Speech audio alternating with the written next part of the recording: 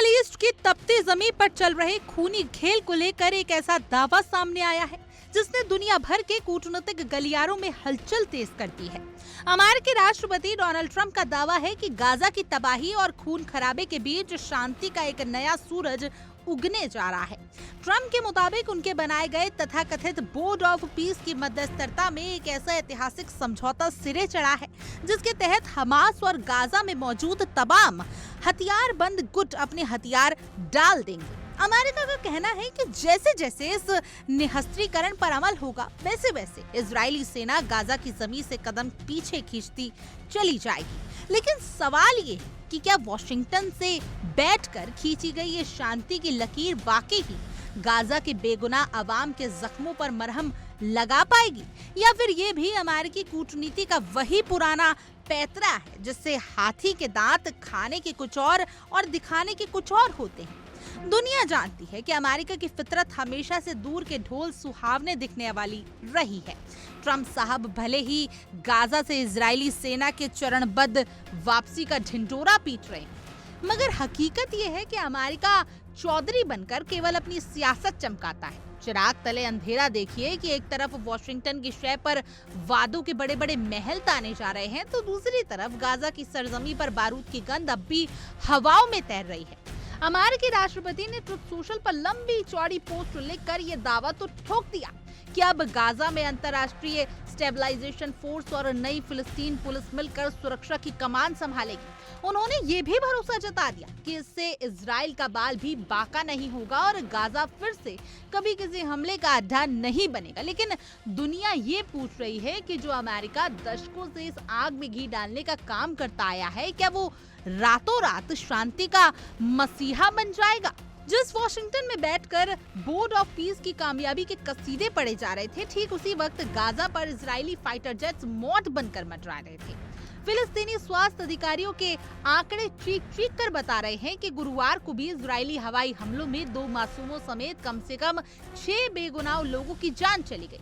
ऐसे में सवाल उठना लाजमी कि अमेरिका का ये कैसा समझौता है जहां एक तरफ कलम से शांति लिखी जा रही है और दूसरी तरफ तोपों से मासूमों के जनाजे उठाए जा रहे हैं। हमास की ओर से भी इस तथाकथित समझौते पर अब तक कोई आधिकारिक मोहर नहीं लगी है, जिससे अमेरिका के इस पूरे ड्रामे पर गहरे शक के बादल छा गए हैं। साफ जाहिर होता है कि अमेरिका केवल दुनिया की आंखों में धूल झोंकने की कोशिश कर रहा है। टीवी सीरियल महाभारत में भगवान श्री कृष्ण का किरदार निभाने वाले एक्टर नीतीश भारद्वाज ने गुरुवार को नितेश तिवारी की फिल्म रामायण के ट्रेलर को लेकर अपनी प्रतिक्रिया दी। उन्होंने फिल्म के विजुअल इफेक्ट्स यानी वीएफएक्स कलाकारों की परफॉर्मेंस और संगीत की तारीफ करते हुए रणबीर कपूर को सलाह दी। नीतीश भारद्वाज ने इंस्टाग्राम पर रामायण का ट्रेलर शेयर करते हुए लिखा, बेस्ट फॉरेन फिल्म के लिए ये 100% यानी 100% ऑस्कर की हकदार है। बधाई हो नमित। नितेश तिवारी, सत्यजीत रे और शेखर कपूर के बाद भारतीय सिनेमा की दुनिया को भारत का अगला बड़ा तोहफा है। प्रोडक्शन डिजाइन और सिनेमैटोग्राफी यानी डीओपी के लिए ये फिल्म कई पुरस्कार जीत सकती है। वीएफएक्स और एआई की मदद से बनाया गया इसका पीरियड वर्ल्ड शानदार है। भारतीय सिनेमा के साथ कोलैबोरेट करने के लिए महान संगीतकार हैंस जिमर का भी धन्यवाद। ये चीजें उन्होंने इंस्टाग्राम पर लिखी, जैसा कि आप तस्वीर में देख सकते हैं। अब रणबीर कपूर को सलाह देते हुए उन्होंने लिखा, रणबीर के साथ अगली पीढ़ी के 2 बेजोड़ धुरंधरों की बराबरी पर है। यश, ग्लोबल सिनेमा में आपका स्वागत है।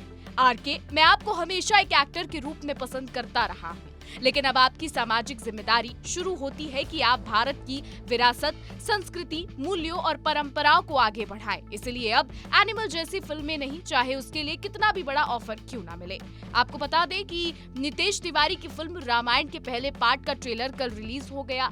मेकर्स ने इसे 30 जुलाई की सुबह 4:15 पर ब्रह्म मुहूर्त के शुभ अवसर पर दुनिया भर में लॉन्च किया। रामायण के ट्रेलर को हिंदी, तमिल, तेलुगु, कन्नड़ और मलयालम समेत कई भाषाओं में एक साथ डिजिटल प्लेटफॉर्म्स पर रिलीज किया गया है। ट्रेलर के रिलीज होते ही फैंस में खुशी की लहर दौड़ गई। काफी सारे लोग बहुत ज्यादा एक्साइटेड नजर आ रहे हैं। आपको बता दें, फिल्म के संगीत को लेकर भी काफी समय से चर्चा बनी हुई है। इस फिल्म में 2 दिग्गज म्यूजिशियन AR रहमान और ऑस्कर विजेता हैंस जिमर पहली बार एक साथ मिलकर बैकग्राउंड स्कोर और संगीत तैयार कर रहे हैं। फिल्म का निर्माण नमित मल्होत्रा के प्राइम फोकस स्टूडियोज और एक्टर यश के मॉन्स्टर माइंड क्रिएशंस के तहत किया जा रहा है। इस ग्रैंड प्रोजेक्ट को 2 भागों में बनाया जा रहा है, जिसका पहला पार्ट नवंबर 2026 में दिवाली के मौके पर सिनेमाघरों में रिलीज होगा। आपको बता दें, दंगल जैसी ब्लॉकबस्टर फिल्म बना चुके डायरेक्टर नितेश तिवारी पिछले कई सालों से इस प्रोजेक्ट पर काम कर रहे हैं। आपको बता दें, दंगल जैसी ब्लॉकबस्टर फिल्म बना चुके डायरेक्टर नितेश तिवारी पिछले कई सालों से इस प्रोजेक्ट पर काम कर रहे हैं। मीडिया रिपोर्ट्स के मुताबिक 2 भागों में बनने वाली इस फिल्म का कुल बजट 4000 करोड़ रुपए के करीब है, जो इसे भारतीय सिनेमा के इतिहास की सबसे महंगी फिल्म बनाता है। फिल्म के विजुअल इफेक्ट्स की जिम्मेदारी ऑस्कर विनिंग कंपनी संभाल रही है। आपको बता दें, फिल्म में रणबीर कपूर भगवान राम, साई पल्लवी माता सीता, यश रावण, सनी देओल हनुमान और रवि दुबे लक्ष्मण के रोल में नजर आएंगे। 1987 की टीवी शो रामायण में राम का किरदार निभाने वाले अरुण गोविल इस फिल्म में राजा दशरथ की भूमिका में दिखेंगे। फिल्म का कुल बजट लगभग 4000 करोड़ रुपए बताया जा रहा है, जो इसे भारतीय सिनेमा की सबसे महंगी फिल्मों में शामिल करता है। अब आप कितने एक्साइटेड हैं इस फिल्म के लिए, जरूर बताइएगा। क्या प्रधानमंत्री नरेंद्र मोदी 2027 में पाकिस्तान जाएंगे? क्या वर्षों से चले आ रहे भारत पाकिस्तान तनाव के बीच इस्लामाबाद में एक ऐतिहासिक मुलाकात देखने को मिल सकती है? दरअसल पाकिस्तान की ओर से ऐसा संकेत मिला है जिसने दोनों देशों के राजनीतिक और कूटनीतिक गलियारों में नई चर्चा छेड़ दी है। पाकिस्तान ने औपचारिक रूप से संकेत दिया है कि वो साल 2027 में इस्लामाबाद में आयोजित होने वाली शंघाई सहयोग संगठन यानी SCO शिखर सम्मेलन के लिए भारत के प्रधानमंत्री नरेंद्र मोदी को निमंत्रण भेजेंगे। पाकिस्तान के विदेश मंत्रालय के प्रवक्ता ने मीडिया ब्रीफिंग के दौरान कहा कि SCO के मेजबान देश होने के नाते सभी सदस्य देशों के राष्ट्राध्यक्षों और शासनाध्यक्षों को आमंत्रित करना उनकी जिम्मेदारी है। ऐसे में भारत भी उन सदस्य देशों में शामिल है जिन्हें आधिकारिक निमंत्रण भेजा जाएगा। गौर करने वाली बात यह है कि निमंत्रण किसी द्विपक्षीय पहल के तहत नहीं बल्कि SCO के तय प्रोटोकॉल के अनुसार भेजा जाएगा। यानी मेजबान देश होने के कारण पाकिस्तान के लिए सभी सदस्य देशों को आमंत्रित करना अनिवार्य प्रक्रिया का हिस्सा है। हालांकि पाकिस्तान की ओर से निमंत्रण भेजे जाने के संकेत जरूर मिल गए हैं, लेकिन प्रधानमंत्री नरेंद्र मोदी इस सम्मेलन में हिस्सा लेंगे या नहीं, इस पर भारत सरकार की ओर से फिलहाल कोई आधिकारिक प्रतिक्रिया सामने नहीं आई है। इसी प्रेस ब्रीफिंग के दौरान पाकिस्तान से ये सवाल भी पूछा गया कि क्या एशियन बैठकों के दौरान भारत के विदेश मंत्री S जयशंकर और पाकिस्तान के विदेश मंत्री के बीच कोई मुलाकात हो सकती है।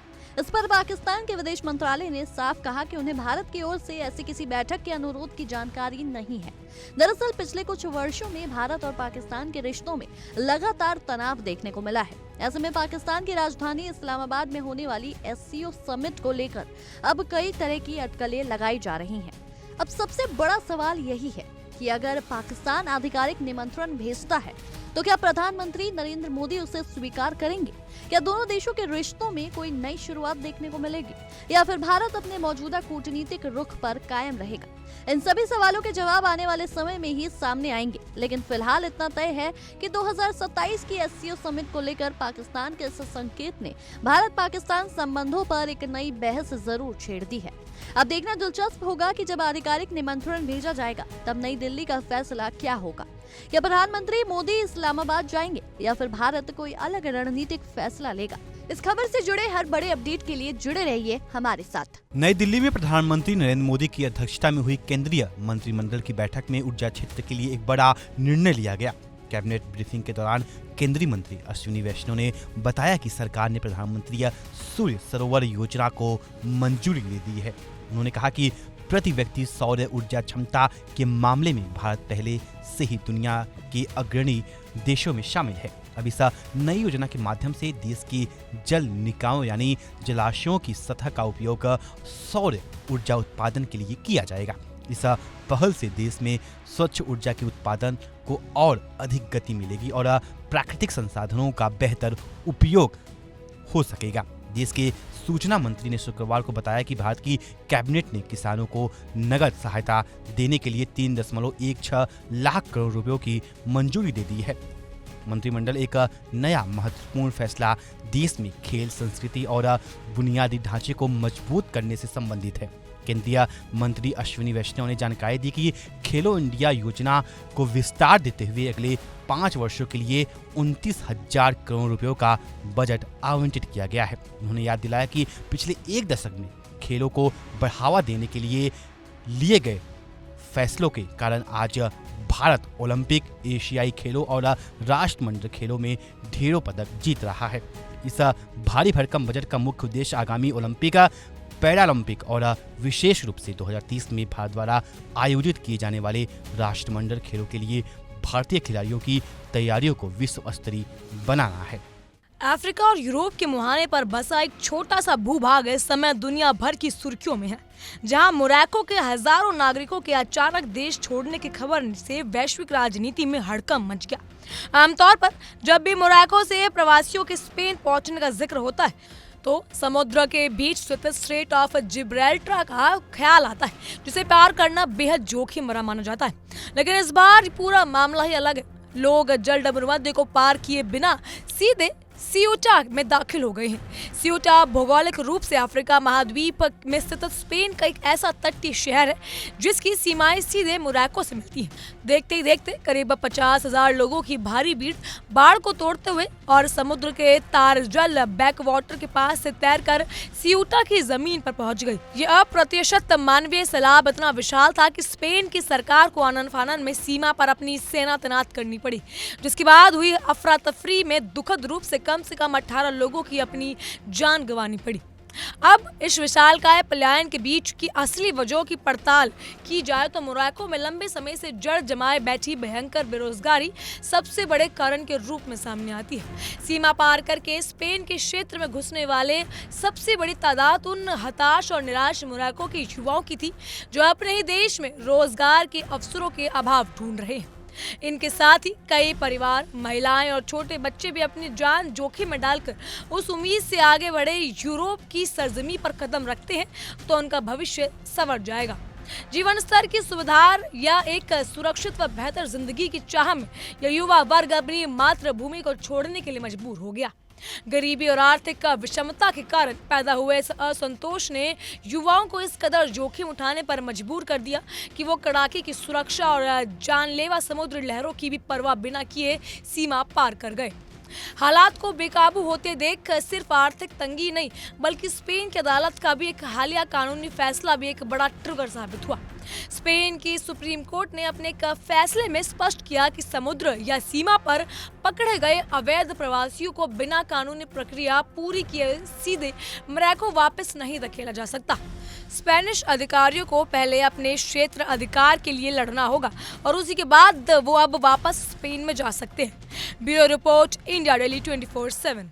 देखिए इंडिया डेली 24/7 अब आपके स्मार्ट टीवी पर। इंडिया डेली मौजूद है सभी डिजिटल प्लेटफॉर्म पर लाइव और लगातार। इंडिया डेली 24/7 हर दिन राष्ट्र को समर्पित।